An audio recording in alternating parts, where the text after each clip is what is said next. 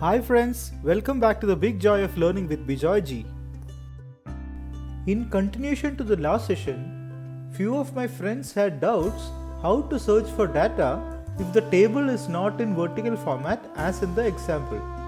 The good news is that lookup function works wonderfully with the horizontal tables also. Let us try this with the same data in horizontal format. Firstly, let us make our vertical formatted table to its horizontal format. To do so, let us copy the whole table first. Then paste it to the new location with paste special as transposed.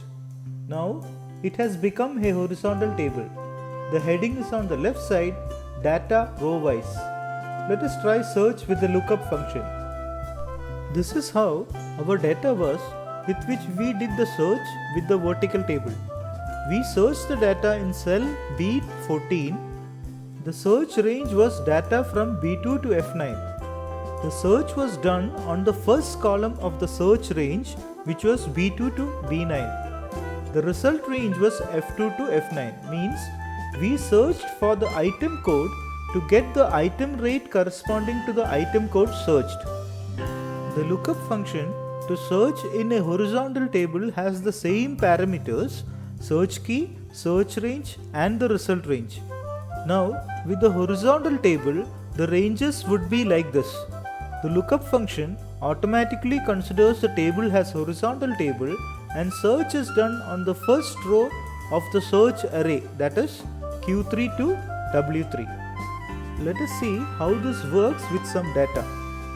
Here, we are looking for the value in cell Q14, which is the item code, in the search range Q3 to W8 and get the price of the item, which is in the row number 7 for the item code entered in Q14.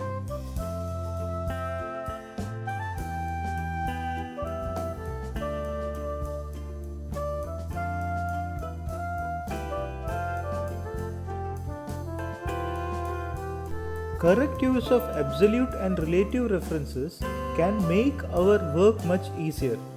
Let us try to bring all the data by making small changes in the formula to understand effective use of references. Since we will be using the row above the search cell for entering the item code, we will keep the row as constant by adding $sign before the row of the search cell. The data is fixed, so we will make the search range absolute by adding $ in front of the rows and column addresses. The result range should bring row-wise data, so we will keep the column references as constant by adding $ in front of the column addresses. Now let us copy and paste this formula to the other cells and see how easily we extract the data. Please refer to the session for absolute and relative references to understand this better. This is Bijoy signing off for now. We will catch up with some helpful, interesting topics in our next session soon. If you have not yet subscribed to the channel, please do it now and press on the bell icon to get notified on new releases. If you feel the content of the video is useful to you, please do not forget to like, comment and share it with your friends and family. Thank you for your time and have a big joy of learning.